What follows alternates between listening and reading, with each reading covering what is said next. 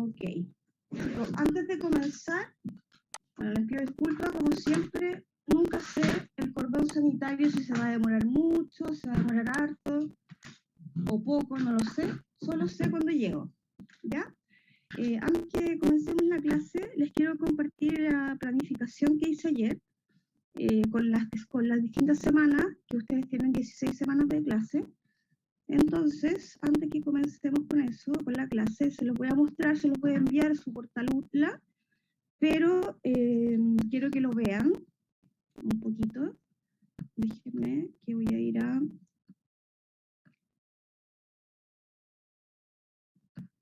buscarlo.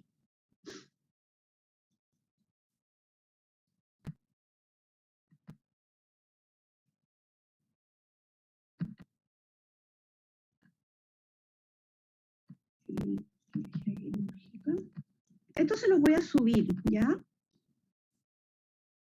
Esto ya se los había subido, creo. Calendario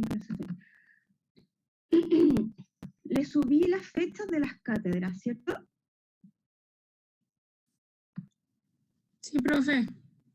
Sí. Y cancelar esto.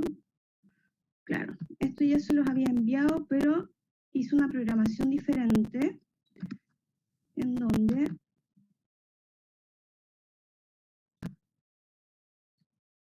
¿están viendo mi pantalla o no estoy compartiendo pantalla? No, no está compartiendo. Ya.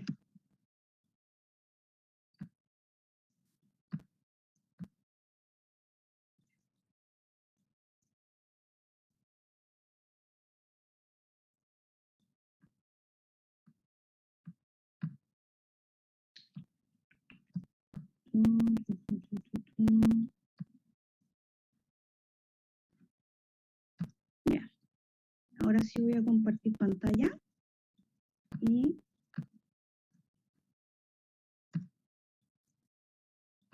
ahora sí lo ven.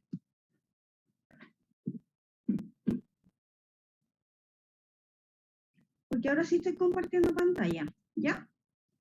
Esto se los voy a subir. Quiero que quede así como súper ordenadito para que ustedes sepan las materias que vamos a ir viendo. Hoy día nos toca la clase de hernias y vamos a seguir la próxima semana con clase de oftalmología. Después tienen la primera cátedra, que es el 21 de abril. Luego, la semana siguiente vamos a ver todas las patologías del oído. Vamos a tener después la semana 8 y 9, todo lo que es traumatología y ortopedia. Luego tienen una pausa académica. No sé qué es feriado esa semana, pero está así calendarizado. Luego de esa pausa viene una clase de odontología veterinaria, que les voy a traer una odontóloga veterinaria. Esa clase va a estar súper entretenida. Después tienen la cátedra 2 y después la semana 13 terminamos finalmente con una clase de neurocirugía, donde ya contacté a Rodrigo Cisnero, que es un neurocirujano que está muy especializado ya en el medio, y van a tener entonces las últimas 3 clases o 4 clases son especialidad. Traumatología y ortopedia, que lo voy a dictar yo, odontología, que lo dicta la doctora Romina Miranda, y la neurocirugía, que va a ser Rodrigo Cisnero. Después tienen clase la semana 14 y 15 con Santiago Alegría en la parte de equinos. Luego tienen la cátedra 3 el 30 de junio y finalmente tienen la última semana con el doctor Muñoz, que es de cirugía de bovino.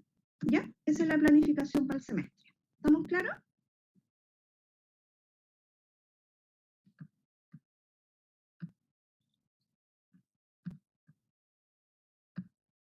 ¿Sí?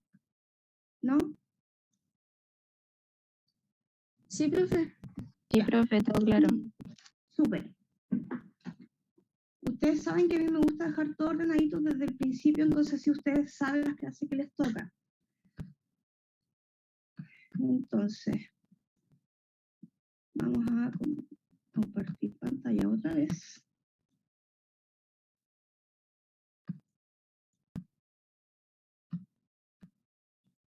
¿Están viendo? Sí, están viendo mi pantalla, ¿verdad?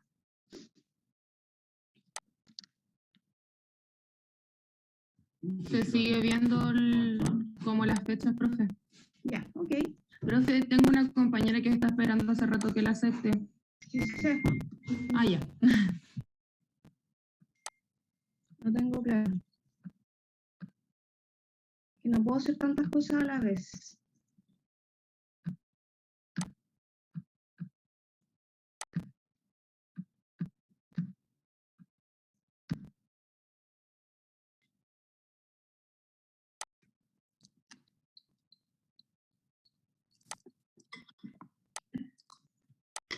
Ya. Ahí ya ingresaron.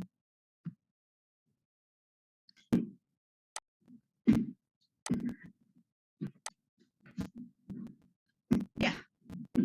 ¿Estamos? Buenos días, profe. Hola, buenos días.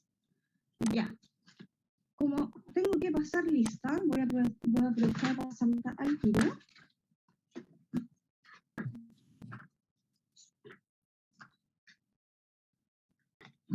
Entonces, vamos a... ¡Hola!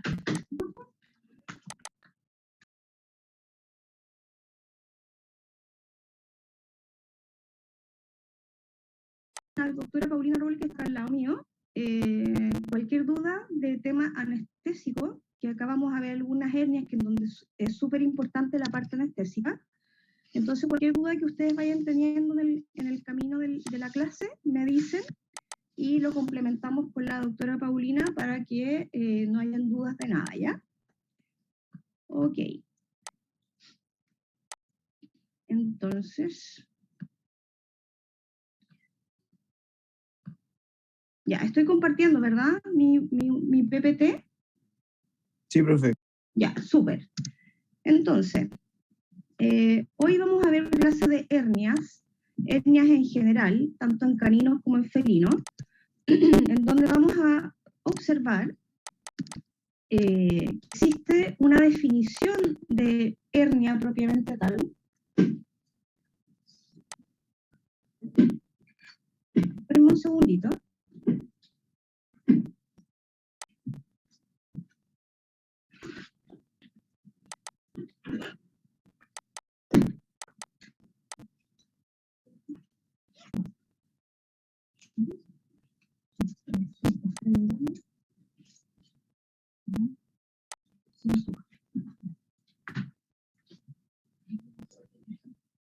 Yes.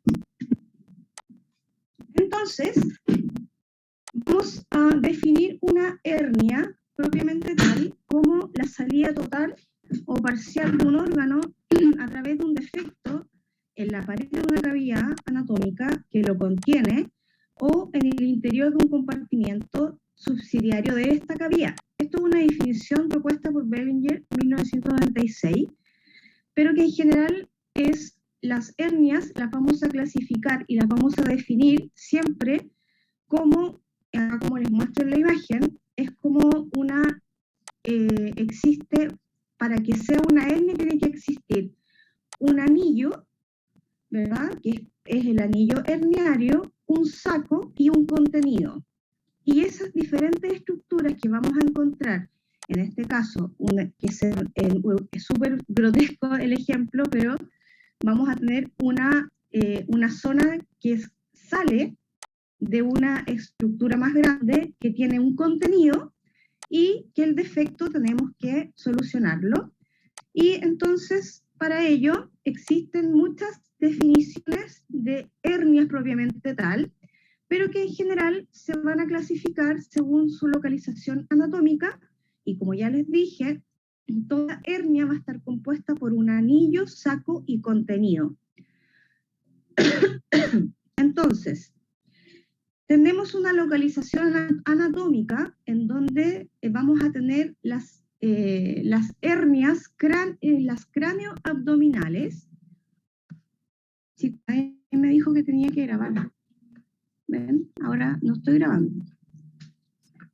Ya, ahora sí, estamos grabando. Ok, rápido. Gracias. Ok, entonces tenemos las hernias, la clasificación de las hernias según su localización anatómica. Vamos a clasificar en cráneo-abdominales, y estas pueden ser ventral y lateral.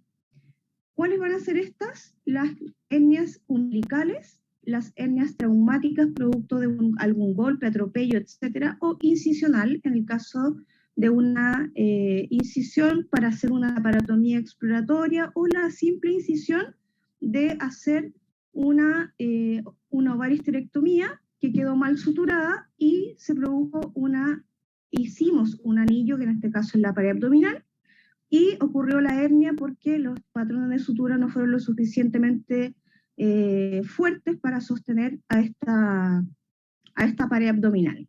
Como ejemplo, tenemos otras hernias que son caudoabdominales, y dentro de esta clasificación anatómica tenemos otra vez a la hernia inguinal, tenemos las hernias escrotales y las hernias femorales. Como ustedes se dan cuenta por el localización anatómica, obviamente, como son caudales y abdominales, no categoriza acá, por ejemplo, una hernia diafragmática, como es el caso siguiente de la diapositiva, que está más craneal. Entonces vamos a tener una otra localización anatómica, y que le vamos a llamar una localización diafragmática, ya sea para las hernias del peritoneo pericárdico, las hernias hiatales, que son poco común, pero que se pueden encontrar, y las hernias diafragmáticas por trauma. Esto es lo más común que uno encuentra, las diafragmáticas traumáticas, que es producto de un atropello, muchas veces congénito. Eso es muy poco común que sea congénito, pero se da. Y lo más común es que encontremos entonces las hernias diafragmáticas traumáticas. Y luego tenemos otra, la última localización anatómica, que tenemos la zona del perineo. Entonces a esas hernias perineal les vamos a llamar hernias perineales propiamente tal, que pueden ser uni o bilaterales dependiendo de la edad del paciente, dependiendo del origen de la hernia, etc. Tenemos otra clasificación de las hernias que pueden ser congénita o adquirida, se los dije anteriormente, que podían ser traumáticas la mayor parte de las veces, pueden ser reducibles y estranguladas. Muchas veces las hernias umbilicales, cuando el perrito o el gatito es chiquitito, ustedes pueden evidenciar que este contenido se va y entra por el anillo umbilical, pero después de 3-4 meses de vida, este anillo se cierra. Y ahí es donde ustedes tienen que ser muy juiciosos y determinar si eso requiere una cirugía o no. También es importante el tipo de tejido que se va a herniar. Es muy distinto que se hernie grasa, por ejemplo, en una hernia umbilical, a que se hernie por ese mismo anillo un asa intestinal. Por supuesto que la condición es muy diferente, sobre todo si va a estar estrangulada. ¿Ya? Entonces, como les decía, la composición de una hernia siempre va a estar dada, como está acá en el dibujito, por una zona en donde va a ser el anillo o cuello de la hernia, un saco, ¿verdad? Y un contenido. Entonces, toda hernia tiene esta composición: un anillo, un saco y un contenido. Si no existe uno de los componentes, no es una hernia, ¿ya? Ahora, en cuanto a la epidemiología, es súper importante tener en cuenta que las hernias perineales, dentro de todas las hernias, es más común en los machos que en las hembras. Normalmente ocurre en pacientes de edad más avanzada, donde el anillo del perineo se hace más laxo, y normalmente encontramos que en estas hernias perineales en el macho, el contenido de esta hernia normalmente puede ser la vejiga o la próstata, cuando son pacientes que no están esterilizados, castrados en este caso el macho. Cuando son hembras, normalmente por la zona perineal es escapa o el contenido de la hernia perineal puede estar, si la hembra no está esterilizada, puede ser que el contenido sea el útero o la vejiga. Pero es más frecuente encontrar machos con hernia perineal que en hembras en este tipo de clasificación. Así, las hernias inguinales son más frecuentes en hembras que en machos. Y cuando tenemos hernias inguinales en donde hay un contenido, normalmente el contenido de esta hernia puede ser el útero, en el caso de las hembras no esterilizadas, puede ser la vejiga o bases intestinales, ¿ya? Pero lo más frecuente es que las hernias perineales es más común en los machos. Me interesa que eso sepan, que las hernias inguinales son más comunes en las hembras, y las hernias umbilicales, diafragmáticas y perineales, que son las más comunes de encontrar, son las que ustedes encuentran en nuestros animales domésticos, pero con la particularidad de las hernias perineales son mayores en machos y las hernias inguinales son más frecuentes en las hembras, ¿ya?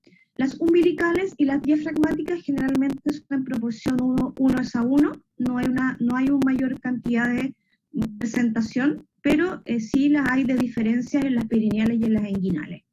¿Estamos claros hasta acá?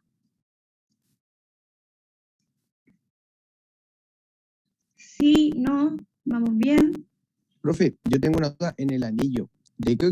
¿Cuál es la composición del anillo? ¿Es fibroso? ¿A eso se refiere del anillo? Cuando sale de la producción hacia afuera. El anillo, mira, ¿Sí?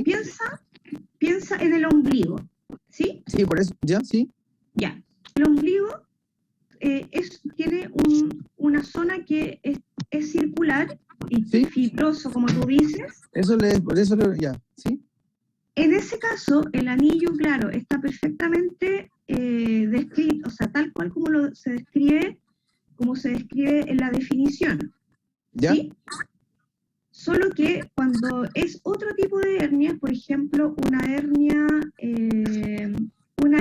por ejemplo, a ver, busquemos otra. Una hernia inguinal. El anillo que tú encuentras ahí también tiene un poco de fibrosidad, como en el caso de la umbilical, pero al estar en la ingle, tú lo ves de otra forma, como que lo ves así como en línea recta. Pero si tú lo observas, eso también tiene un tejido fibroso que es una zona que es especial y que es parte del anillo inguinal, en este caso. ¿Ya? Ya, profe. ¿Me explico? Sí, si lo entiendo lo del tejido peloso, se ve, por ejemplo, se palpa de forma distinta. Es que lo que pasa es que yo no he tenido oportunidad de ver una hernia, por eso le pregunto. ¿Ningún tipo de hernia? No. Nunca. No, solo absceso, protusión, pero no hernia completa, así como que no, todavía no. Ya. No, por eso le pregunto si eso se nota a la palpación o se nota como a la vista, igual. Porque mira, algunas yo creo que se ve a la vista, pero la otra, como la palpación, yo creo que es más fibrosa, más sí, generalmente se ve al examen clínico, tú la puedes encontrar.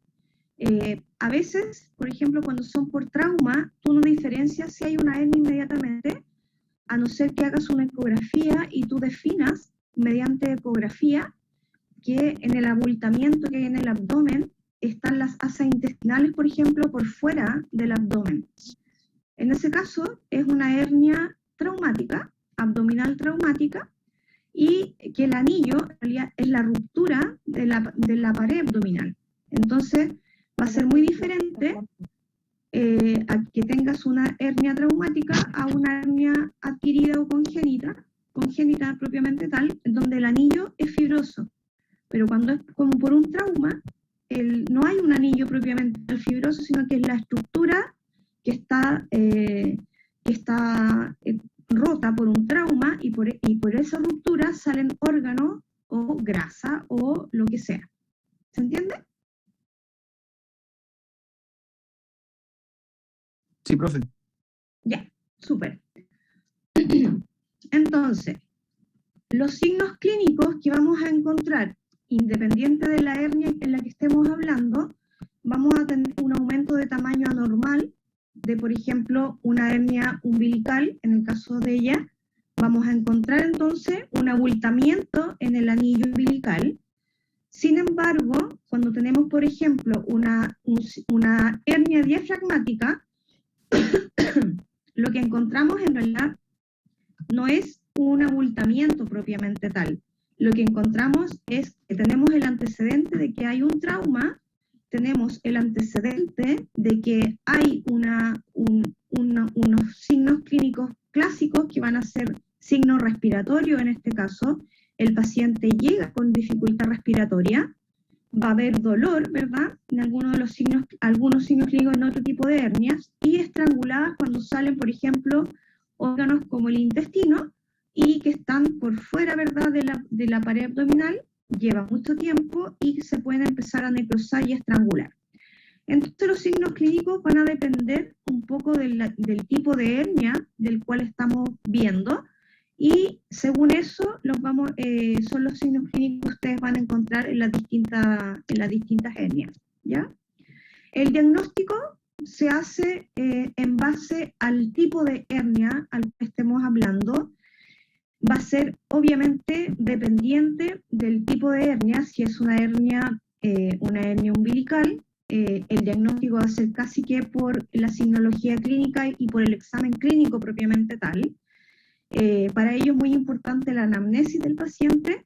En algunos casos vamos a requerir exámenes complementados, como son la radiografía, que puede ser simple o contrastada. Contrastada lo podemos hacer cuando tenemos dudas, así como una radiografía simple puede identificar una hernia diafragmática, pero si tenemos la duda de que sí existe o no una hernia, en ese caso lo hacemos con un contraste. La ecografía también es súper importante en algunos de estos casos. En algunas de las hernias que son hiatales, por ejemplo, o hernias abdominales por trauma, hernias inguinales para identificar qué órgano está en el saco herniario, y en las hernias perineales también es súper importante la ecografía. Y cuando ya tenemos hernias que simplemente no sabemos dónde encontrarlas o diagnosticarlas, podemos recurrir a tecnología más especializada, como es la tomografía axial computarizada, el TAC, ¿ya? Pueden ser reducibles o no. Ya les dije que si era reducible, ustedes manipulan esta hernia con su mano, y ustedes pueden ingresar este contenido por dentro del anillo y introducir hacia el abdomen. Pueden tener hernias que están encarceradas, que esto es lo mismo que decir que está con adherencia alrededor. Puede ser estrangulada cuando tenemos un compromiso vascular importante, cuando hay torsión del pedículo vascular de algún órgano como intestino, y que hace que esto genere pérdidas de viabilidad del tejido, como es el intestino, en el caso que fuera una hernia abdominal y sale un asa intestinal. Y ojo con los anillos, porque pueden ser tan estrechos que hacen una contracción de la zona. Por lo tanto, en ese lugar se puede hacer una incarceración, que se llama, porque queda muy estrecho y apretado. Entonces, lo que va a hacer es que pierde la parte vascular, y tenemos esta zona con una hernia que está con un trozo, por ejemplo, de intestino que está congestivo, sin un flujo normal, y que va a ser candidato a que va a ser una extracción de un trozo de intestino, y que puede terminar incluso con una enteroanastomosis. O sea, así de grave puede ser. Por eso es importante el examen clínico y llegar rápidamente a un diagnóstico. El objetivo de la reparación de toda hernia va a ser primero identificar qué tipo de hernia es. Para ello tienen que ocupar todas las herramientas diagnósticas que les acabo de mencionar. El reingreso del contenido tiene que estar viable, que les acabo de decir. Si es, por ejemplo, hay un compromiso de intestino, tenemos que ver que ese intestino que estaba estrangulado y estaba herniado tenga funcionamiento normal, tanto en su flujo vascular, que tenga integridad, su color, etc. Asegurar que el anillo siempre hay que cerrarlo. Si es un anillo fibroso, ustedes tienen que romper esa fibrosis para hacer una sutura, por ejemplo, del anillo herniario, en este caso, para que ustedes cierren este anillo, que puede ser con un patrón de sutura simple, continua, con un patrón de sutura simple, discontinua, lo que ustedes quieran utilizar. La idea es que siempre que ustedes cierren un anillo, háganlo siempre con una sutura, me refiero al material de sutura, que sea no absorbible. ¿Por qué? Porque como es un anillo herniario, eso puede reincidir en el tiempo, y si ustedes quieren asegurar un cierre del anillo completo, el cierre siempre de las hernias son con suturas no absorbibles, que puede ser un nylon de sutura, no un nylon de pescar, un nylon, dependiendo de donde ustedes estén reparando, y colocan ustedes estas suturas de material no absorbible. En algunas ocasiones yo utilizo mallas para hernias, tal cual como lo es en el humano, y eso va a depender del tipo de hernia. Entonces, donde esté esta hernia, normalmente una hernia perineal, utilizo este parche, que es un parche de una malla de sutura no absorbible, y que viene como que un tipo de género, que parece género en verdad, pero es como una sutura no absorbible. Espérenme que alguien quiera entrar, Roxanne. Ok. Entonces lo que tienen que asegurar ustedes es este cierre de anillo con una sutura que tiene que ser no absorbible. Tienen que obliterar, esto ya lo sabemos, el espacio muerto, ¿verdad? Y el espacio circundante de ella. Hay que utilizar el tejido propio del paciente para que quede el anillo cerrado, pero siempre procurar de utilizar una sutura, un material de sutura no absorbible. ¿Ya? ¿Vamos claro hasta acá?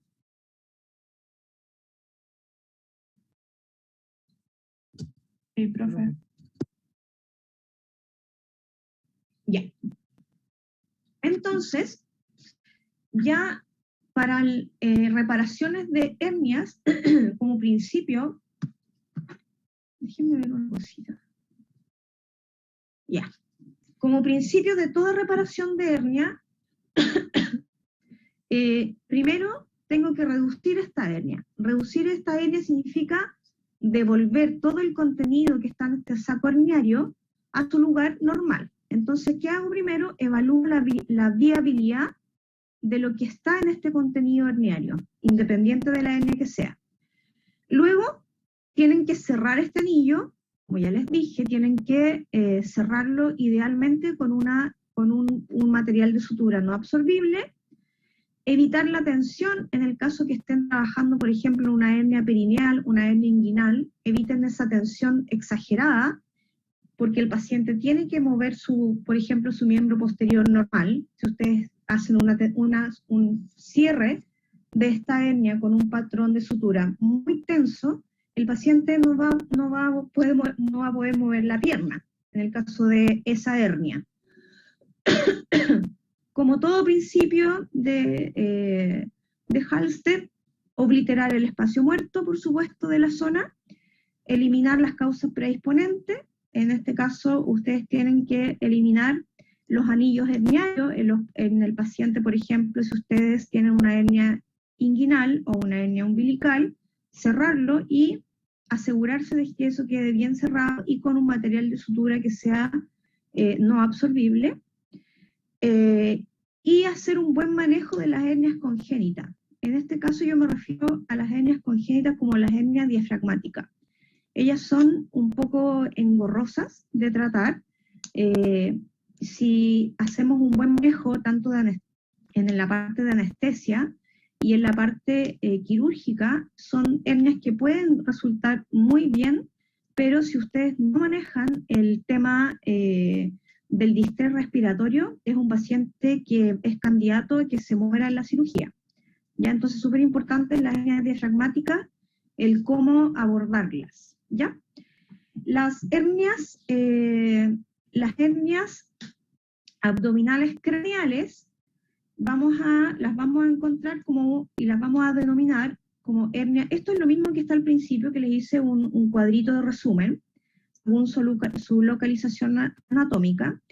Vamos a tener hernias abdominales craneales, que le vamos a llamar también a la hernia umbilical onfalocele. Lo van a encontrar en la literatura con ese nombre, y que es una estructura, ¿verdad? Que la hernia umbilical, recuerden que ese anillo es por donde hace el mecanismo de la madre al hijo, y en este caso al feto, en donde da toda la nutrición para que el feto tenga una gestación normal, ¿verdad?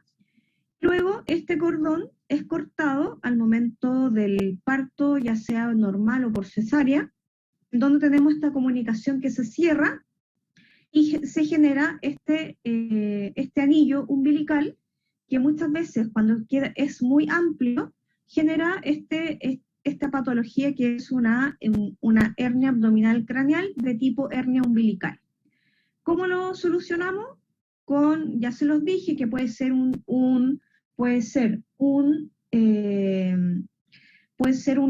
patrón de sutura continuo, puede ser un patrón continuo, un discontinuo, pero siempre puede ser con una sutura absorbible en este caso, que puede ser un 2-0 normalmente, uno ocupa ese calibre, y también lo van a encontrar como en la literatura, se le denomina una técnica de superposición que se le llama pantalón sobre chaleco. Es una terminología que se las cuento porque lo van a encontrar así con ese nombre, y no es más que suturar en verdad las distintas capas de los músculos, que ustedes ya saben que eso, como ya es la línea media, están todos los músculos, ¿verdad?, en su aponeurosis, están todos unidos por la línea media, por lo tanto una zona que ustedes tienen que estimular haciendo una reactivación de bordes para poder unirlo con este patrón de sutura, que puede ser simple o discontinuo o un continuo, con una sutura absorbible, pero idealmente con una sutura no absorbible del 2-0. ¿Ok? ¿Vamos bien hasta acá? Es bien común encontrar las hernias umbilicales. El punto es que no todas, o sea, no siempre es una hernia que se debe operar. Entonces, a mí me llama mucho la atención que cuando el paciente va a la consulta, normalmente dicen que es una hernia que tiene que ser operada sí o sí. La verdad que no siempre tiene que ser operada sí o sí, porque va a depender si es reducible o no. Si no es reducible y no genera problemas en el paciente, la verdad que no es un candidato para un paciente quirúrgico propiamente tal, ¿ya? Entonces ahí tienen que tener un buen criterio, no siempre es quirúrgico, entonces lo pueden tratar sin ningún problema, sin cirugía, ¿ya? Las hernias abdominales craneales, tenemos también las hernias traumáticas. En este caso podemos tener una hernia que va por el flanco, que sea paracostal. Tenemos hernias del ligamento púbico craneal, ¿ya? Hernias umbilicales, las hernias crónicas, que están dentro de estas hernias craneales abdominales también, y normalmente puede ser por una incisión media ventral, en el caso de una ovarohisterectomía, como ya lo habíamos conversado antes, una incisión ventral para una exploración sistémica, ya les acabo de decir también hace un rato, que normalmente esto puede ocurrir por una laparatomía exploratoria, que es lo mismo, incisión media ventral. Trauma, hacer correcciones de hemorragia, y por estar tan pendiente de corregir solamente la parte vascular, dejamos hemillos herniarios que finalmente resultan patológicos, ¿ya? Entonces acá les quiero mostrar, por ejemplo, esto es un paciente, no es un paciente de acá, pero sí, han llegado pacientes así, tal cual como ustedes lo ven. Entonces son el tejido, en este caso es un trauma. El paciente por trauma rompió su pared abdominal y el paciente llega con las vísceras afuera, y esta evisceración hay que hacer un manejo importante, pero de inmediato. Y acá lo que uno hace es el control de daño. Si usted le llega a esto, no piense inmediatamente en el pabellón. Lo primero que tiene que hacer acá, usted lave con suero toda esta zona y introduzca todo lo que más pueda y le coloca un vendaje, y después vamos al tratamiento propiamente tal. ¿Cómo se le denomina esto? Se le denomina control de daño, ¿ya? Entonces ustedes primero lavan todo esto, colocan todo esto en el abdomen y luego lo tratan, ¿ok? Y a esto se le llama hernia incisional. Entonces, puede ocurrir esto también entre las 2 semanas, en las 2 primeras semanas postquirúrgicas, en donde ustedes ya saben que las fases de la cicatrización, ya saben que del día 5 hasta el día 5 tenemos la fase inflamatoria, hasta el día más o menos 19, hasta el día 20 más o menos comenzamos con la etapa de la granulación, ¿verdad? Entonces, en ese tiempo es una etapa crítica. Si no utilizamos un patrón de sutura o un material de sutura adecuado, o hicieron mal los patrones de sutura, es decir, que no hayan respetado las reglas como tal de la regla de oro que yo les decía en los patrones de sutura, que sea el primer nudo doble y plano, eso le vamos a llamar nudo cirujano, y 3 nudos simples cuadrados. Si ustedes no hacen esa técnica, las suturas pueden ceder.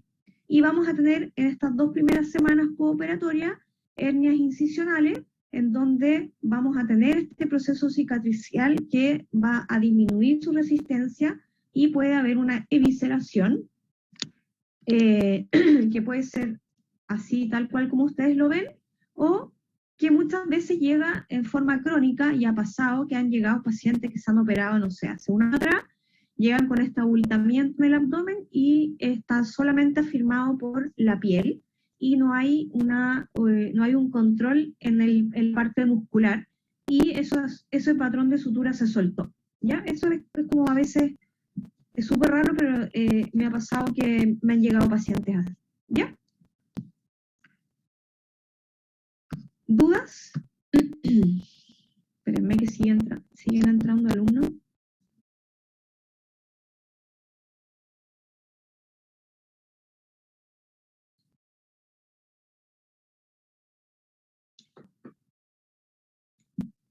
Ya. Ahora vamos a hablar un poquito de las hernias abdominales, pero más caudales. Ya vimos entonces las más craneales, que podían ser incisionales, que podían ser, ¿verdad?, podían ser umbilicales o por trauma.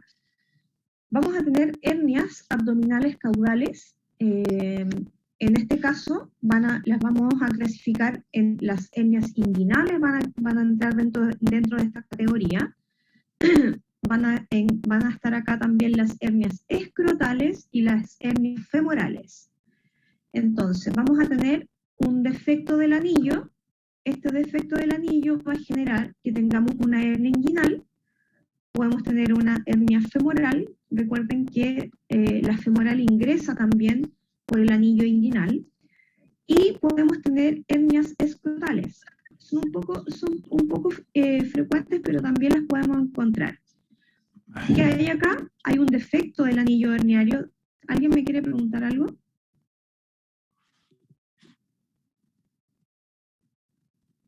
¿No? Ya. Entonces, tenemos un defecto del anillo herniario, en este caso, en la zona inguinal.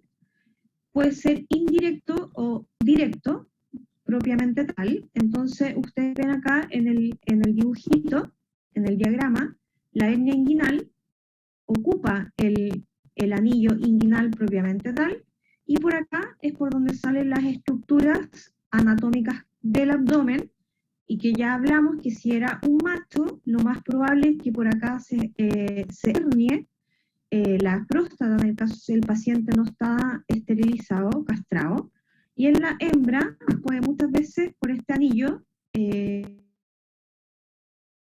¿ya? Súper importante, para que lo tengan claro.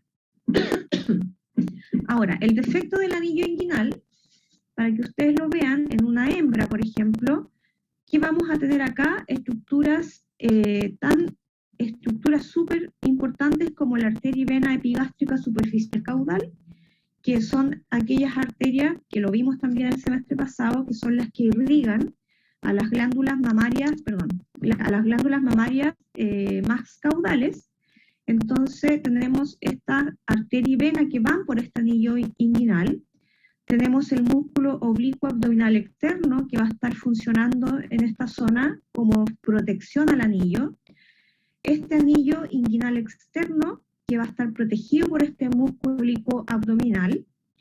El músculo pectíneo que va a ser muy importante dentro de esta zona, porque recuerden que este músculo es el que va hacia entre el fémur y la cadera. Por lo tanto, es un músculo que va directamente relacionado con el anillo herniario. Importante tener en cuenta todos los plexos nerviosos genitofemoral que también pasan por este anillo inguinal. Entonces, ¿qué es lo importante acá? Que ustedes recuerden que cuando cierran este anillo, tienen que tener en claro en su cabecita que todas estas estructuras van a estar en esta zona, y para cuando ustedes cierran este anillo inguinal, tienen que dejar el espacio para estas estructuras importantes como son la arteria vena epigástricas caudales superficiales y toda la zona del paquete de plexo nervioso. ¿Ok? En el caso del macho, también tenemos el músculo oblicuo abdominal acá interno, que va a ser el importante.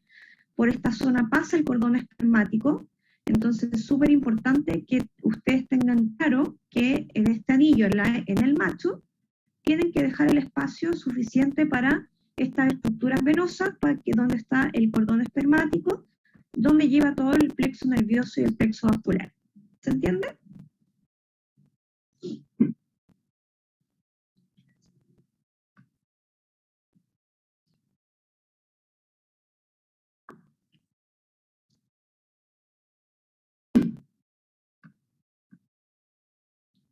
Voy a hacer un break de 5 minutitos, chicos,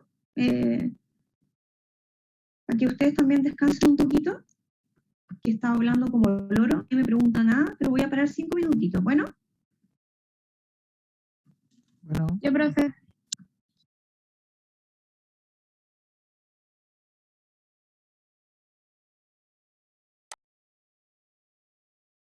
Vamos. Bien, profe. Qué bueno. Ya. Entonces, las hernias inguinales, para su resolución, vamos a hacer una incisión sobre la línea media, paralela al abultamiento herniario. Normalmente ustedes la solucionan por dentro y por fuera. No hagan nunca de solucionar esta hernia solo por externa, por fuera, sino que hagan una incisión en la línea media, exploren y cierren el saco por dentro y por fuera. Entonces, acá como se muestra en la imagen, ustedes pueden reducir el saco herniario mediante una reducción, ¿verdad? Que puede ser ligar el saco, reintroducir la estructura, ligar este saco herniario, o hacer una excisión de la bolsa de herniaria. Yo generalmente saco la bolsa herniaria, dejo el anillo vacío, por así llamarlo, cortado, y suturo después este anillo inguinal.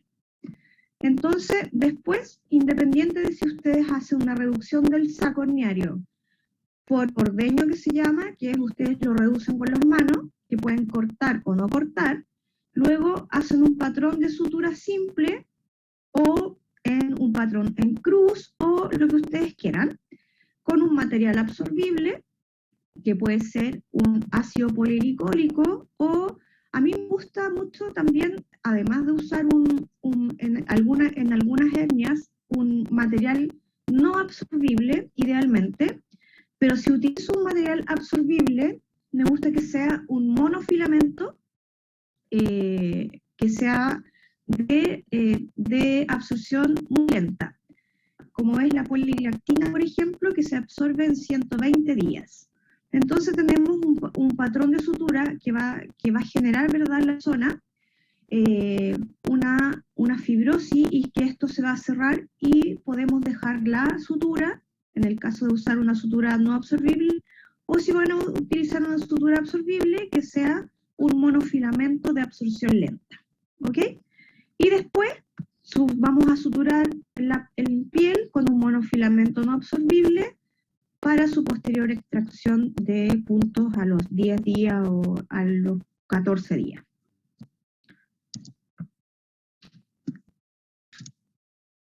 Las hernias escrotales, que son poco frecuentes de encontrar, pero también están dentro de la categorización de hernia, tienen un defecto herniario en donde está el orificio vaginal, que se refiere a la túnica vaginal, parietal y visceral.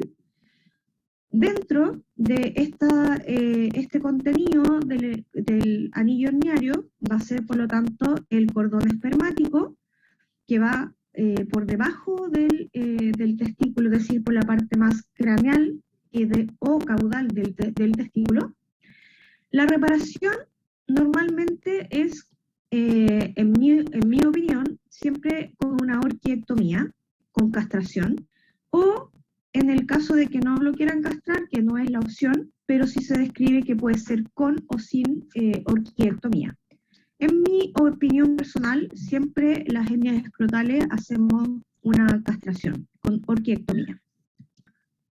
Entonces, lo importante acá de la hernia escrotal es que ustedes tienen dentro de este anillo herniario el cordón espermático, tienen toda esta zona que va a ser la bolsa herniaria, que va a corresponder a la túnica vaginal, parietal y visceral, ¿verdad?, que va a generar esta hernia por el anillo inguinal externo. Entonces lo que hacemos muchas veces es castrar al paciente, cortamos por lo tanto la vía herniaria, y esta zona va a quedar ligada.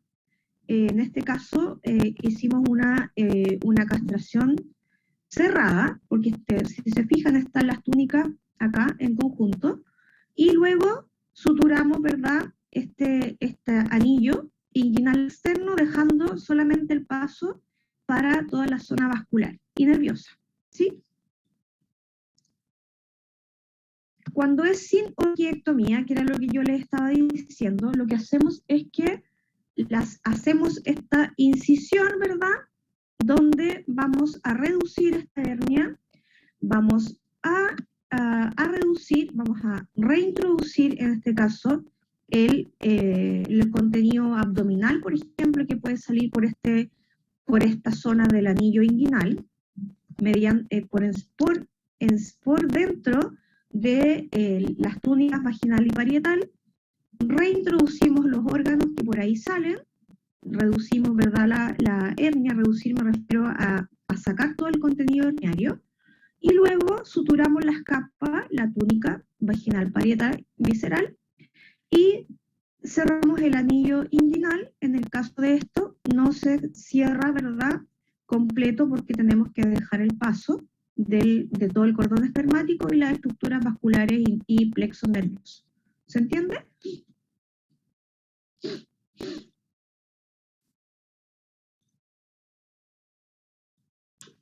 Sí, profe. Ya.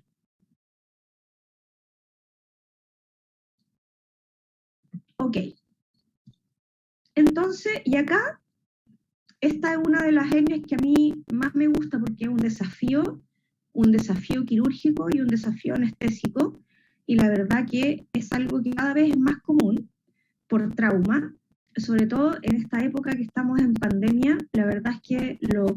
lo que más llega son los mismos dueños que atropellan a sus propias mascotas, porque como es un diario vivir con ellos, entonces hay muchos accidentes dentro del mismo hogar con las mascotas. La verdad que es impresionante la cantidad de pacientes atropellados que llegan por el dueño sale una vez a la semana y el perro salió con ellos y lo atropellaron. Entonces, las hernias diafragmáticas es la protrusión de una víscera abdominal que se va a la cavidad del tórax a través del diafragma. Pueden ser congénitos o adquiridas. Lo más común son las hernias traumáticas. En proporción de 1 a 9 van a ser atropellados normalmente. La característica de esta hernia diafragmática es que ustedes pueden observar que están las asas intestinales dentro de la cavidad torácica. Entonces se pierde, como en este caso con la línea roja, yo les muestro acá que se pierde la línea diafragmática. Lo normal es que se vea así, por la línea roja que les muestro acá, pero acá tenemos un desplazamiento en donde no observamos división de tórax y abdomen. El corazón se ve totalmente como difuminado con otra estructura. Entonces es un signo que uno dice, oye, algo raro pasa acá. Acá, por ejemplo, podemos ver en una vista laterolateral que tenemos una confusión de órganos en donde no podemos distinguir qué hay en el tórax. Y vamos a ver que la línea diafragmática se pierde, no tenemos una definición de ella, y encontramos, ¿verdad?, asas intestinales dentro del tórax, que son clásicas para diagnosticar esta patología. Tenemos una estructura que puede ser el corazón acá, y tenemos una estructura acá que no sabemos qué es, que puede ser el hígado, puede ser el estómago, etc. En general, el paciente llega por signos respiratorios. Hay una efusión pleural muchas veces, hay disritmias cardíacas. Ustedes a la auscultación encuentran una hipofonía, es decir, no sienten ustedes los sonidos cardíacos ni los sonidos pulmonares normales. Ustedes escuchan el movimiento de las asas intestinales, el sonido digestivo dentro del tórax. Entonces, acá tenemos un paciente real en donde está el diafragma, fíjense acá, está roto y podemos observar que hay un orificio hacia el tórax, y esto generalmente cuando no es por trauma, el paciente está reticente a hacer ejercicio, está con un poco de letargia, comienza a disminuir de peso, por supuesto, porque el tránsito intestinal va a estar en el tórax, entonces es algo totalmente anormal.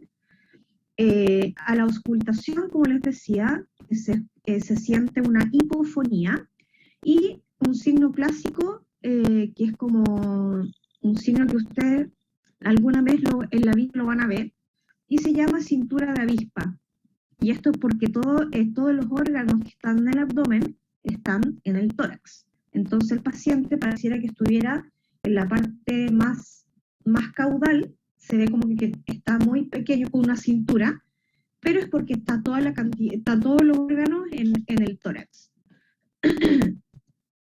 Entonces, ustedes saben que me gusta mucho la fisiopatología de todas las patologías que yo les paso quirúrgicas. Para entender un poco, lo que se hace es que me gustan los logaritmos para que ustedes vean cómo ocurre o cómo funciona esto dentro de la patología propiamente tal. Entonces, lo que ocurre es un desgarro del músculo diafragmático y puede que se hernie el hígado, el estómago, el intestino. Todo lo que ustedes se puedan imaginar puede estar dentro del tórax. Les dejo este logaritmo para que ustedes después lo analicen, pero generalmente todo esto termina, si no se trata, vamos a terminar con una atelectasia pulmonar, porque se pierde la presión negativa, hay una acidosis respiratoria, hay shock y posteriormente la muerte. Entonces es algo a veces que hay que tratar urgente. Esto es súper importante, que los tipos de hernias diafragmáticas que normalmente encontramos pueden ser desgarros diafragmáticos que pueden ser, se les llama radiales, ¿verdad? Y circunferenciales. Los radiales van a ser todos aquellos, esto es como geometría, chiquillos. Entonces el radio, ¿verdad? Es la mitad de este diafragma, ¿verdad? Y circulares que va dirigido hacia la pared hemitórax derecho, hemitórax izquierdo. Pueden ser juntas o separadas. Normalmente, lo que nosotros más vemos acá es que sea una mixta, en donde tenemos una ruptura radial y además una ruptura circunferencial, tanto derecha como hemitórax izquierdo. ¿Ya? Es súper común. Los signos o el diagnóstico va a estar dado por la signología clínica y la anamnesis. Los rayos X son fundamentales acá porque ustedes observan una disrupción de la línea diafragmática. Ustedes no observan la línea diafragmática, tampoco observan la silueta cardíaca, que es algo, un signo clásico también de encontrar. Hay desplazamiento de estructuras pulmonares y encontramos estos lóbulos pulmonares que van a estar muy pequeños y vamos a encontrar muchas veces que hay neumotórax. Entonces esto es porque se perdió la presión negativa y por X motivo, por trauma, por ejemplo, por fracturas costales, podemos hacer una disrupción de todo el diafragma y la pared para que ocurra, ¿verdad? Esto que ya le llamamos neumotórax. Entonces, podemos encontrar presencia de gas dentro de la cavidad torácica o podemos hacer también una presencia, colocar un contraste y ver toda la estructura, muchas veces intestinales, dentro del tórax y diagnosticar esta hernia como tal, en lo que en sí el tratamiento no es una urgencia, pero sí tenemos que reparar lo antes posible. Cuando no hay compromiso respiratorio severo, no va a ser urgente. Hay que corregir el shock normalmente y si hay una ruptura del tórax, ¿verdad? Siempre hay que tratar y llegar a que este tórax se volver su presión negativa con las distintas maniobras, que creo que se los voy a mostrar acá. Entonces la cirugía consiste en un abordaje que puede ser lateral. En mi experiencia normalmente yo lo hago por una laparotomía media, transtorácica. ¿Se acuerdan cuando vimos los tipos de abordaje que abordábamos transtorácico? Desde el abdomen hacia el diafragma y tórax. Entonces lo que se hace es que normalmente yo tomo el diafragma, esto es una cirugía real de un paciente, yo tomo los bordes con una pinza de Alice, tomo el diafragma, que es un músculo, ¿verdad? Y este músculo, primero parto suturando en la parte más profunda. Aquí sí o sí, es un material de sutura no absorbible, puede ser con un patrón continuo, simple o un discontinuo, y vamos cerrando, ¿verdad?, el diafragma propiamente tal. Entonces, vamos a llegar a su posición normal del diafragma, vamos a posicionar todo en su arco costal. Normalmente, si usted hace una cirugía abierta con el esternón abierto, usted debe colocar un cerclaje de algún material más firme, que puede ser un acero quirúrgico de alambre. Yo la verdad no utilizo el esternón, yo entro transtorácico, me encuentro que es un poco menos invasivo. Lo que sí es súper importante que ustedes tienen que colocar un drenaje de tórax para volver la presión negativa a ese diafragma. Entonces normalmente cuando estamos haciendo esta cirugía, la relación con el anestesista tiene que ser así, pero muy de acuerdo en qué minuto yo voy a cerrar.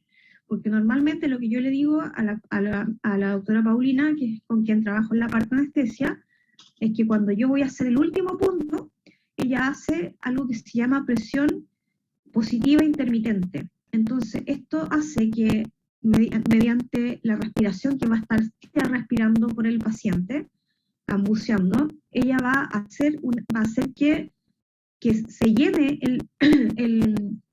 el alvéolo para reclutar y hacer que toda esta telectasia que había, cuando ella coloca presión positiva intermitente, hace que el pulmón vuelva a su posición normal. Y cuando ella logra eso, yo recién ahí hago el último punto y cierro completamente la comunicación entre tórax y abdomen. ¿Se entiende?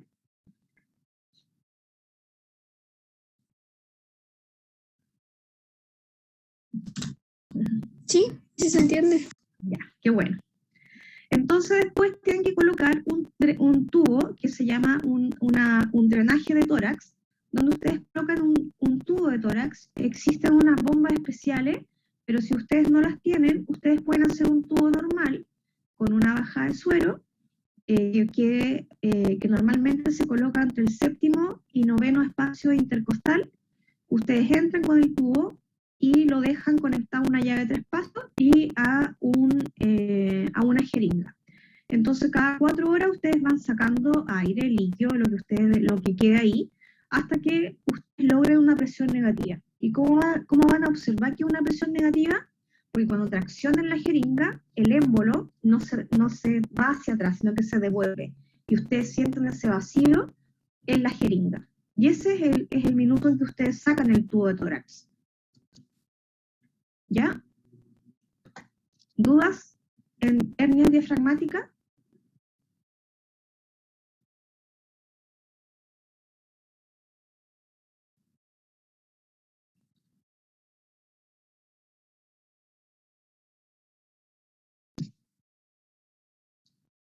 ¿No? Súper bien. Ok. Entonces nos vamos a ir ahora a las hernias perineales, que son bien comunes de encontrar en pacientes que son viejitos, ¿ya? O de edad avanzada que no han sido castrados. Entonces, ¿en qué resulta esto? Acá, como en la imagen lo mostramos, existe, ¿verdad?, un abultamiento de la zona perineal. Es súper importante que evidenciemos esto, no tan solo con un examen clínico, sino que además se apoye con un examen ecográfico para ver qué estructuras son las que están ahí. Entonces, si ustedes observan esta estructura lateral, acá podemos encontrar un montón de órganos, pero ya yo les dije que si era macho, íbamos a encontrar normalmente la próstata o la vejiga, o ambas, y si era una hembra, podíamos encontrar ahí el útero, en el caso de que no estuviera esterilizada una hembra. Podemos encontrar la vejiga en ambos sexos y tejido perineal, que muchas veces un poquito de grasa de la zona del anillo propiamente tal. Importante acá que toda la anatomía superficial perineal es importante porque algunas técnicas quirúrgicas incluyen trabajar con este grupo de músculos, dentro de ellos el músculo obturador interno, el elevador del ano, el músculo del esfínter externo del ano, arteria y vena pudenda externa, que debemos tenerlo súper claro por dónde pasa para no hacer una oclusión de ella, y hacer un solapamiento que se llama con las distintas grupos de músculos.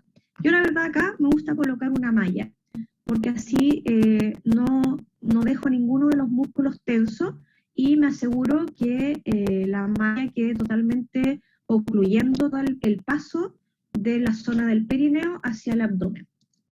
Si no tengo malla, a veces construyo una, y es que paso la sutura no absorbible, la paso muchas veces, por ejemplo, paso todo para un lado y después tejo como entre medio, generando como una especie de red.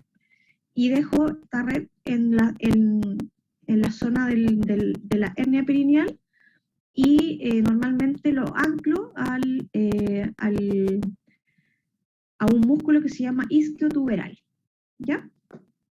La hernia perineal está descrita también en el humano, que se produce también, en el perro y rara vez en el gato no es frecuente de encontrar, es más común en los pacientes caninos.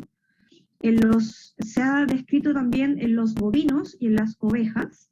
Es más común que ocurra en machos, ya les dije el por qué. Se origina normalmente entre el músculo esfínter anal externo y el músculo elevador del ano y coccigio. Esas son las estructuras que están ahí comprometidas. La causa del deterioro muscular puede ser por una atrofia neurogénica, porque el paciente tiene una atrofia senil normal, por miopatías muchas veces, que es raro de encontrar, pero muchas veces lo más común es por una atrofia senil, muchas veces por hormonas, en este caso por neoplasias testiculares, por ejemplo, y tenemos una alteración de todas las producciones de hormonas, y normalmente va asociado a una hiperplasia prostática benigna en los perros machos no castrados, en donde vamos a tener este efecto hormonal y que además de hacer una atrofia senil, esta hiperplasia prostática benigna va a desplazar los órganos hacia la zona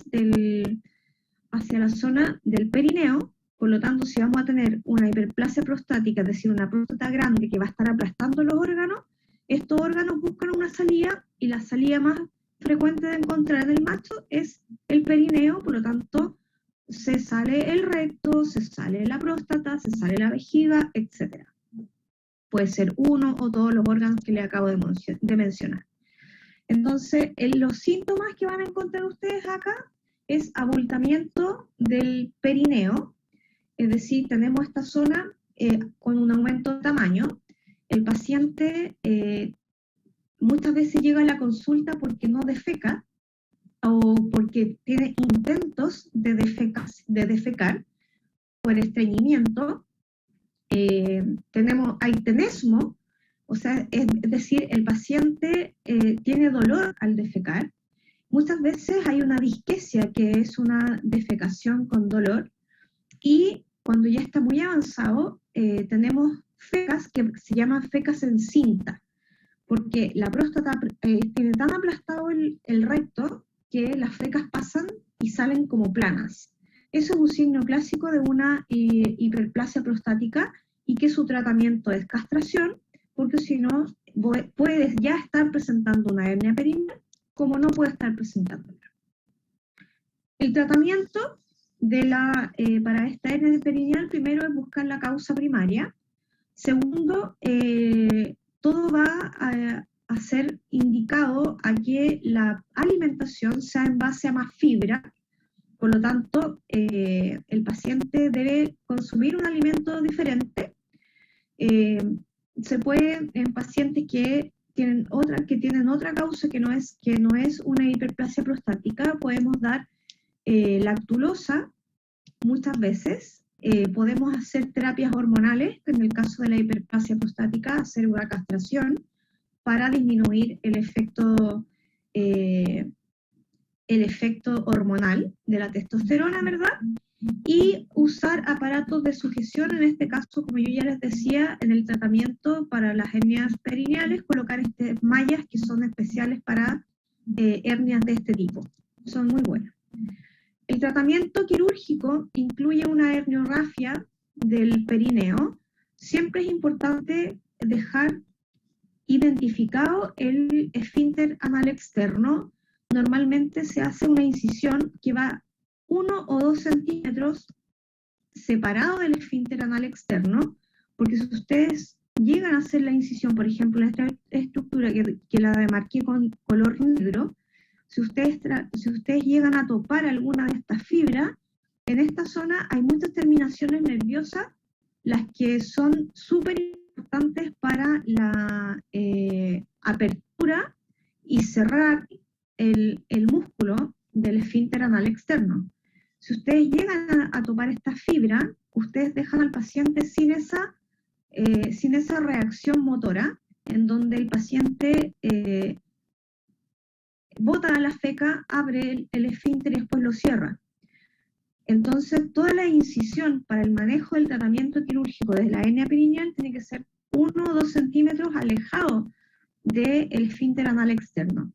Se hace una incisión, normalmente yo hago una incisión en ojal porque retiro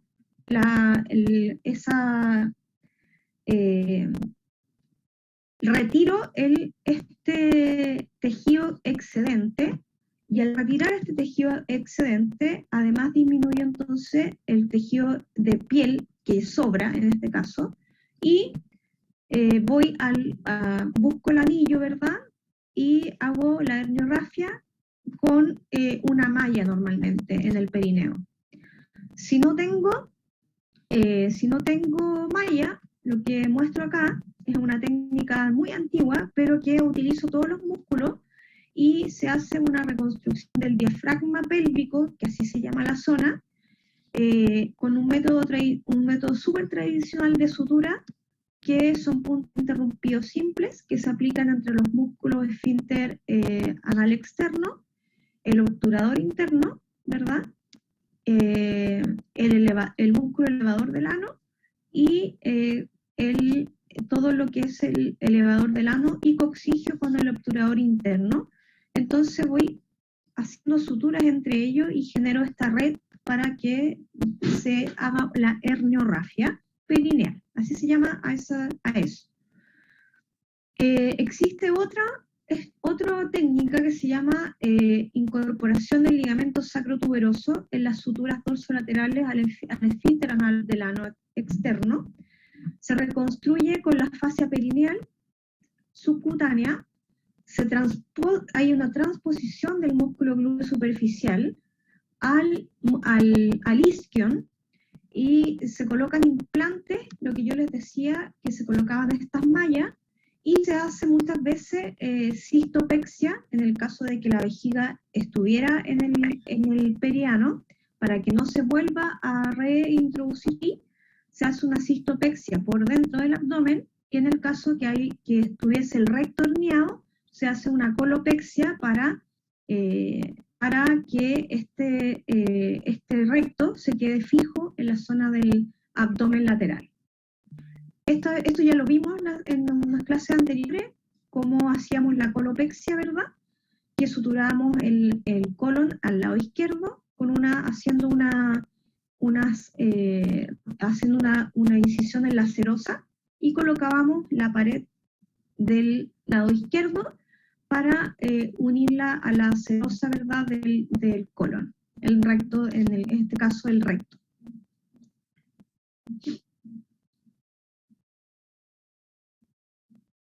Bueno, este es un paciente real.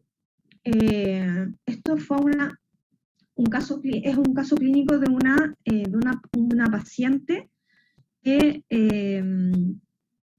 por hallazgo encontramos en verdad que tenía una hernia diafragmática, pero era un paciente que llevaba una hernia por más de un año.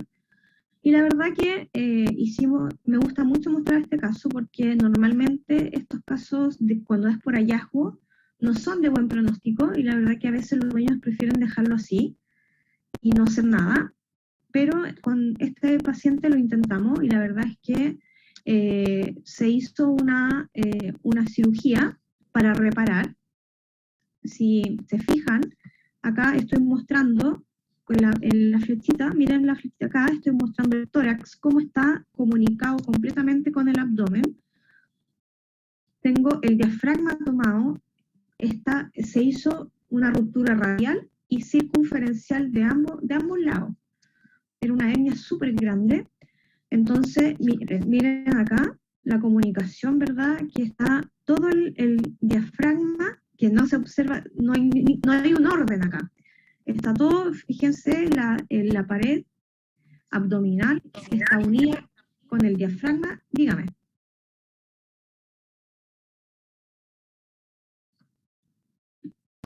Ya, pensé que alguien me estaba preguntando algo. Entonces, miren, tengo el diafragma totalmente separado de la pared costal. Entonces lo que hacemos acá es primero unir el diafragma, ¿verdad? Y ahí ahora ya empiezo ya a cerrar, ¿verdad? Hasta dejar completamente el abdomen y el tórax separado. Entonces, súper importante cuando llega este tipo de paciente en que nosotros hagamos una anamnesis tanto remota y actual. Entonces, ¿qué es lo que encontramos en este tipo de paciente? Encontramos que hay disnea, o sea, hay un efecto de distrés respiratorio. El dueño dice que eventualmente hace una tos intermitente, relata que parece que hace como 1 año o 2 años atrás, él cree que lo atropellaron. Eso es lo que relata el dueño. En este caso real, me estoy refiriendo a este caso en particular.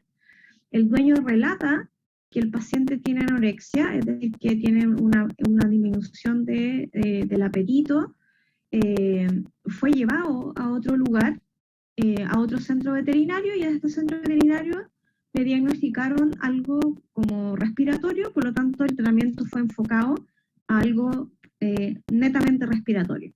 Sin embargo, cuando llegó, porque esta tos seca no pasaba, seguían los mismos signos clínicos, nos encontramos con este paciente que le tomamos una radiografía, que es la misma que les mostré anteriormente, en donde no se encuentra ninguna definición de los órganos torácicos ni abdominales.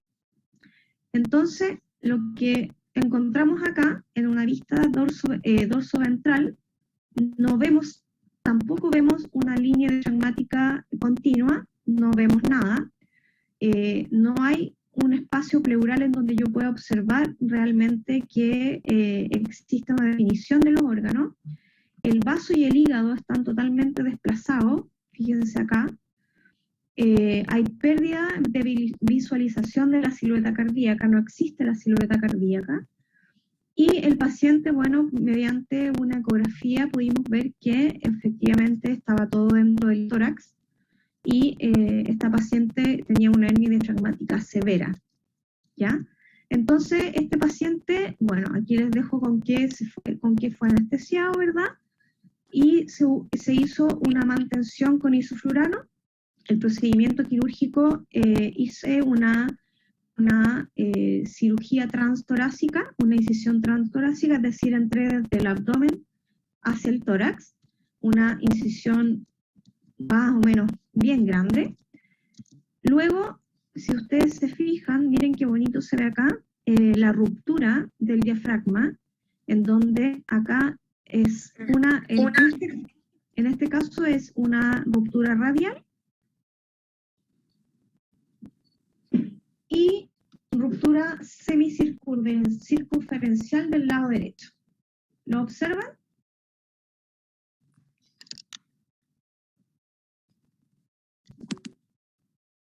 ¿Sí? Bien. Esta imagen me gusta mucho porque esto es como, esto está como un diagrama, esto lo encontré súper choro en un libro, en donde están todas las estructuras que ustedes encuentran en todo el músculo diafragmático. Recuerden que el diafragma es un músculo. Entonces tenemos una porción external, tenemos una porción del centro tendinoso, tenemos una porción costal y los pilares lumbares, y curiosamente la zona más débil es la zona del centro. Entonces, miren acá, es preciosa esta foto, me encanta mucho porque tenemos el diafragma al lado izquierdo. Piensen que este paciente está de supino, por lo tanto este es el lado izquierdo, la altura radial y circunferencial en donde se observa que ingresan todos los órganos por esa zona, y luego al hacer la cirugía estaba todo dentro del tórax. Después saqué todo congestivo, sí, estaba congestivo, pero viable. Acá, esto es muy bonito porque acá, esto es un lóbulo pulmonar, después de una telectasia, esto ya está reparado con presión positiva intermitente. Entonces, este pulmón de este color rosadito es el color normal que debe tener. Y cuando está con la telectasia se ven así como de color morado, no tan bonito. Bueno, tomar siempre las estructuras del tórax para poder visualizar y poder hacer una herniorragia diafragmática como corresponde. Y tomamos las estructuras, devolvemos todas las estructuras al abdomen, donde tienen que ir correctamente, suturamos el diafragma completamente adherido con los patrones que ya les mencioné anteriormente, y finalmente, el último punto, yo tengo que tener esta comunicación con el anestesista, porque cuando yo hago el último punto, él coloca presión positiva intermitente. Y lo que a mí me gusta mucho hacer es que coloco aumento, a eso se le llama aumentalización del defecto herniario, para que si existe alguna fuga, esto sea sellado por el aumento. Y la prueba que ustedes hacen para ver si esto está completamente cerrado es que ustedes colocan suero fisiológico en el abdomen, y cuando el paciente respira no tiene que haber ninguna burbuja en esta condición de suero que dejé en el abdomen. Y si hay burbujas, porque hay un espacio entre el abdomen y el tórax que debe ser cerrado de mejor forma. Entonces por eso a mí me gusta colocar el aumento, porque así todos los espacios que quedan, el aumento se pega en esa zona y genera un cierre hermético de todo. Pero si yo hago un buen patrón de sutura, no debiera quedar mal. Entonces, como les decía, estamos colocando para hacer la prueba, colocamos suero, ¿verdad?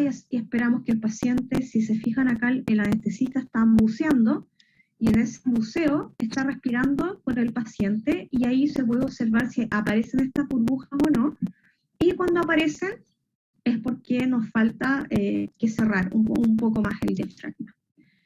Y el drenaje de tórax, súper importante, ya les dije que se hacía entre el 7º y el 8º o 9º espacio intercostal, normalmente del lado derecho, normalmente se utiliza. Dejamos al paciente, a mí me gusta dejarlo con una cinta Coban, y no me gusta dejarlo en realidad directo a la llave 3 pasos, porque pasa a veces que si ustedes dejan mal cerrada la llave 3 pasos, puede que entre aire en vez de sacar aire. Entonces normalmente yo lo dejo conectado a una bajada de suero, la bajada de suero cortada con el aire, y esa bajada de suero conectada a una llave 3 pasos y a la jeringa. Por acá está escondidito la parte de la bajada de suero donde está cerrado. Entonces tengo dos cierres, el de la llave 3 pasos y el de la bajada de suero. Entonces sí me aseguro de que el paciente esté ok. ¿Y por qué hago esto ahora?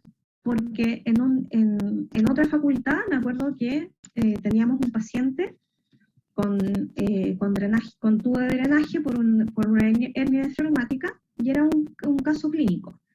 Y este paciente ya estábamos sacando 3 ml de aire, lo cual es súper bien, ya casi que para sacar el tubo. Y cuando llega el día siguiente, leo la ficha, y durante la noche le sacaron 6 litros de aire al perro. Entonces yo quedé así como impactadísima con 6 litros, dije, esto es imposible. Y claro, estaba la llave de 3 pasos, sin la bajada de suero, y dejaron la llave abierta. Entonces había una comunicación directa del exterior hacia el tórax, y como esta llave de 3 pasos quedó mal cerrada, entró aire durante toda la noche, y lo que se sacó del paciente fue 6 litros de aire. Afortunadamente el paciente no se murió, pero son cosas que pasan por no manejar bien la llave de 3 pasos. Entonces ahora utilizo todas las seguridades, entonces le agrego una bajada de suero a la llave 3 pasos. Bueno, generalmente se aspira aire cada 4 horas durante las primeras 24 horas, y si ya después de las 24 horas ya tengo presión negativa, es momento de sacar el tubo de tórax, y se deja al paciente con una venda, en este caso con venda Coban, ¿verdad? Por unos 3-4 días más hasta que se vaya de alta a su casa. Entonces, para terminar, un poco, acá tienen que observar, ¿verdad? Entonces las hernias diafragmáticas, que las radiografías de tórax son súper importantes, y ustedes observan, ¿verdad?, toda esta zona con una poca nitidez, poca definición de los órganos, ustedes no ven nada, y está totalmente desplazada la silueta cardíaca, los órganos están desplazados, la silueta del corazón casi que no se ve, y se observan órganos que normalmente tienen que estar en abdomen, están en tórax. ¿Ya? La evolución de este paciente fue maravillosa. Miren el tórax, qué maravilla, así desde la radiografía 1, acá todavía tiene el drenaje de tórax y ustedes lo pueden observar. Hay una línea diafragmática presente, está todo en su lugar, el color del tórax está como tiene que estar, como con aire, y no difuso, como lo veíamos al principio. La verdad, este paciente evolucionó súper bien, y finalmente fue dada de alta, y hasta el día de hoy está ok. ¿Dudas?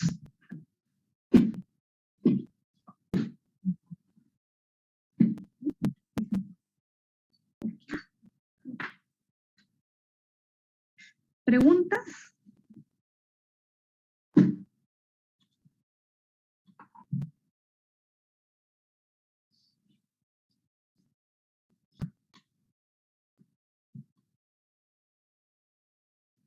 Profe, disculpe, que lo que pasa es que se cortó en un momento mi Zoom. Alcancé a escuchar si usted aplicó antibióticos antes o algún analgésico antes de la operación o de la cirugía.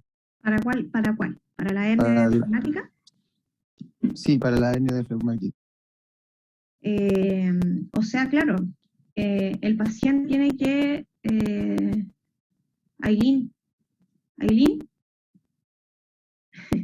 Aileen, tu cámara está encendida. Creo que no me escucha ya. Bueno. Sí, en este paciente particular, por supuesto que entra con analgesia previa.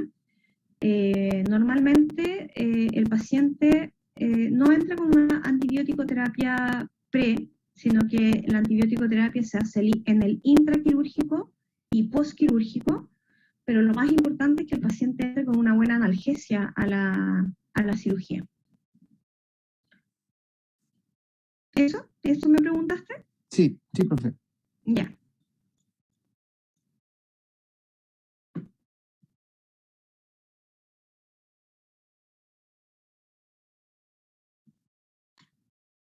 ¿Más preguntas?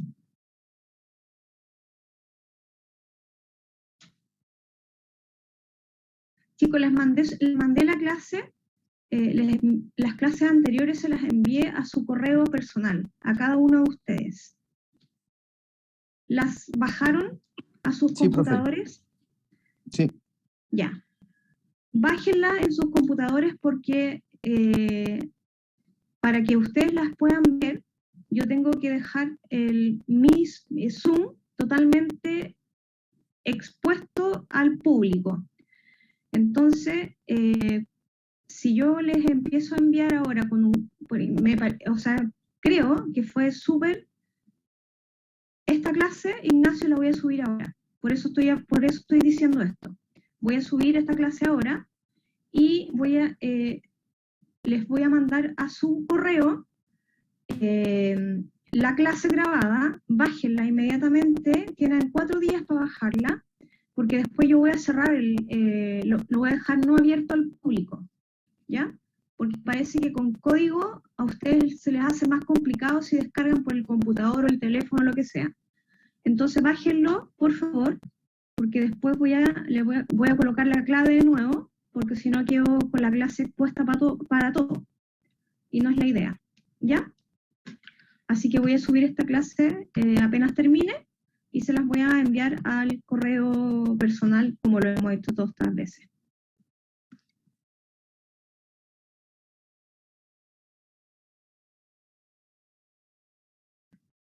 Ya.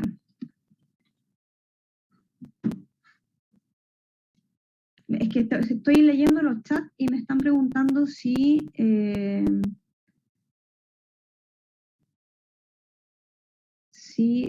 que sí, Camila González, te coloqué presente.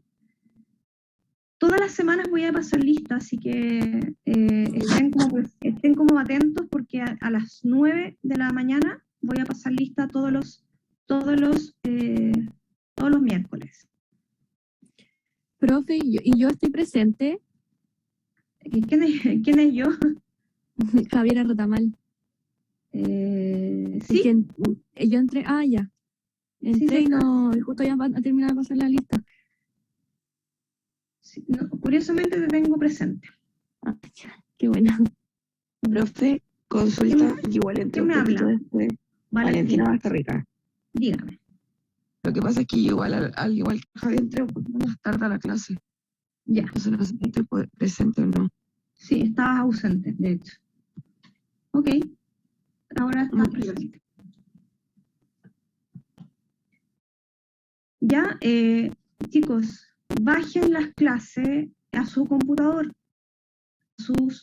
porque después me van a empezar a decir, cuando ya estemos a una semana de la prueba, me van a decir que la clase no está, que yo no la he enviado, o sea, está todo escrito, todo acá está comprobado ahora en la grabación que las clases yo se las subo inmediatamente. Las otras clases se las envié a cada correo personal se las envié. Les estoy enviando el link de la reunión el día domingo. La clase se las estoy enviando el día domingo. Por ende, tienen todo ordenado. ¿Ok? Sí, doctora, muchas gracias por eso. Sí, lo único que me complica es el Zoom nada más, porque como pesa mucho, no lo puedo subir a ninguna plataforma, ni Blackboard, ni a su portal UTLA. Entonces, la única forma que tengo para que ustedes tengan la clase es que se la envío a cada uno de ustedes a sus correos. Pero tienen que descargarla, porque después se va a ir borrando. Por eso me interesa que la descarguen durante la primera semana inmediata a que se hace la clase. ¿Ya?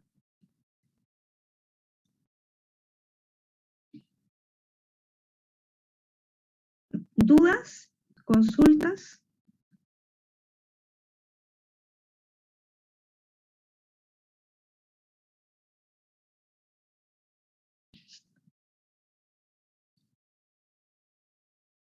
¿No?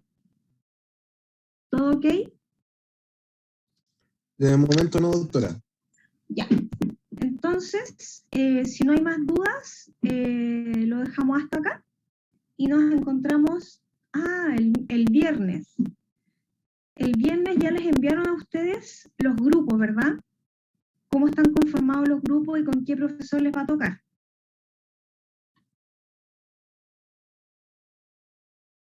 No, profe, ¿dónde debe estar eso? O por lo menos yo no lo he visto. ¿No tienen enviado eso a ustedes? Debería estar en los apuntes del curso. No, porque yo tampoco lo he visto. No, entonces no está, profe. Ya, espérenme. ¿Quién es Miguel Guzmán? ¿Quién es? El doctor Miguel Guzmán. Profe de práctica y de tesis. Ya, es que él está encargado, no sé por qué, él está encargado de una parte del curso, entonces tampoco le subieron las actividades, yo se las subí, pues las actividades prácticas. Sí, profe, la calendarización de los talleres sí está, la subió usted. Eso, esa calendarización que comienza esta semana, el viernes próximo, o sea, este viernes ustedes tienen agendado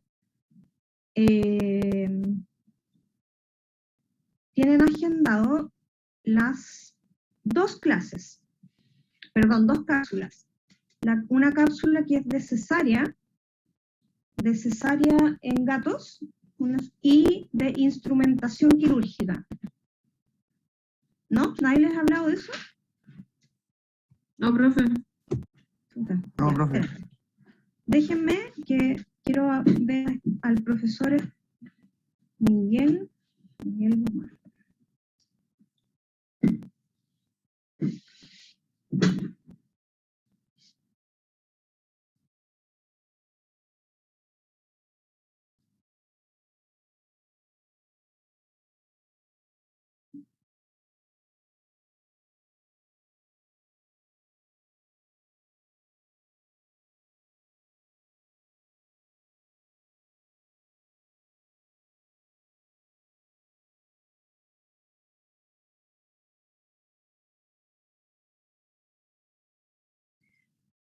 Ya, lo estoy hablando con el profesor el que me envió la información a mí.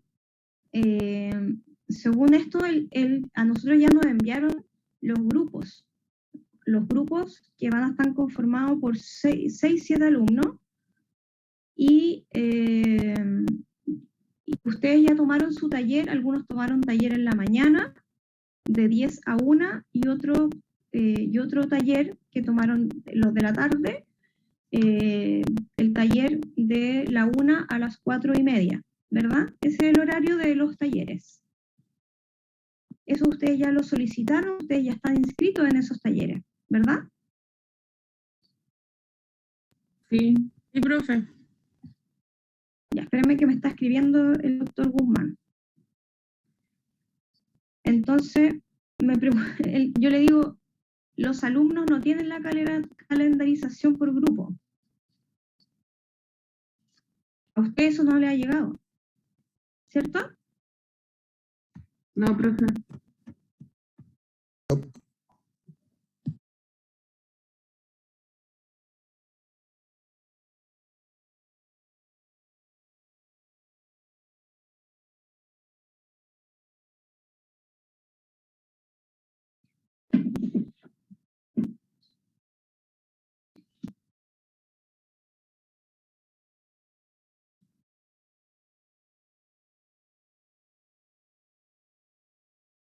Ya. Hay 3 grupos en la mañana y 3 grupos en la tarde, según su inscripción de AMPM. Pero ya están divididos, y lo sé porque a mí ya me llegó la división de los grupos, me la enviaron ayer. Si quieren, yo se las envío, lo que me llegó a mí, se los envío a ustedes para que lo tengan. Si quieren, se los subas al portal. ¿Les parece? Ya, profe, gracias. Se los subo al portal, y ahí ustedes, para que ustedes vean con qué profesor va a tocar. Y con el profesor que les toque, ustedes, por ejemplo, los que les toque conmigo, yo les voy a enviar a ustedes el link de Zoom para que nos juntemos por Zoom y hagamos el taller, que va a ser cortito, no va a ser un taller súper largo, pero la idea es que empecemos a avanzar en patologías quirúrgicas, o en un poquito de taller quirúrgico, para que vayamos avanzando. Sabemos que no es la mejor opción para un ramo tan importante como es patología quirúrgica, pero la condición sanitaria no nos permite hacer más que lo que hemos planificado hasta ahora. Ya, lamentablemente no podemos ir al centro experimental, y solo nos queda entregarles pequeñas muestras con cápsulas, como lo hicimos el semestre pasado, para que ustedes tengan mayores herramientas para cuando lleguemos a las prácticas, si es que podemos hacer prácticos presenciales. Ya, yo les voy a subir entonces la información. Y espera, me está escribiendo el doctor Miguel. Sí.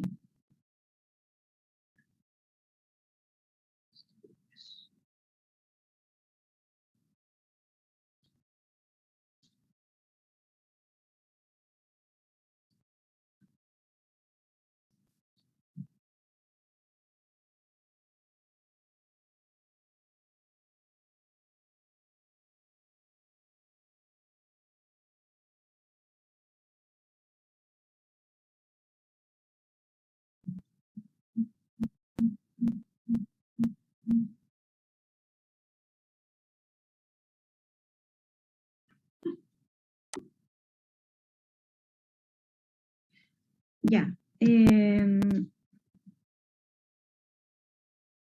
Sí, yo creo que les voy a subir yo la información al portal. El doctor Miguel Guzmán, que es el encargado de práctica, ¿me dijeron ustedes? No sé por qué les... De práctica, trabajo de tesis. El trabajo de título. Ya. Eso, trabajo de título. A ver. Profe, le iba a preguntar si podía mandar la información que va a subir al portal como respaldo de los correos, porque el portal lleva 4 días caído y ha sido súper difícil meterse. Por- Ya, ustedes saben mi opinión del portal, entonces yo les mando todos sus correos personales por lo mismo. Por eso le preguntaba si era mejor si nos mandaba el tema de los grupos y la información para los Ya. talleres por ahí, por fin. Ya, os mando entonces sus correos. Sí, profe, por Ya. favor. Mira, el doctor Miguel me dice, se van a enviar nuevas modificaciones para los talleres. Por ahora tienen el taller del viernes y yo les voy a enviar entonces los grupos. Entonces, con esa información, cada profesor les va a enviar entonces el link a sus correos para que se conecten con ellos. Bueno, y les voy a decir a los profesores que se unan con los correos de normales, porque los correos UTLA, si el portal está caído, tampoco funciona. ¿Ya?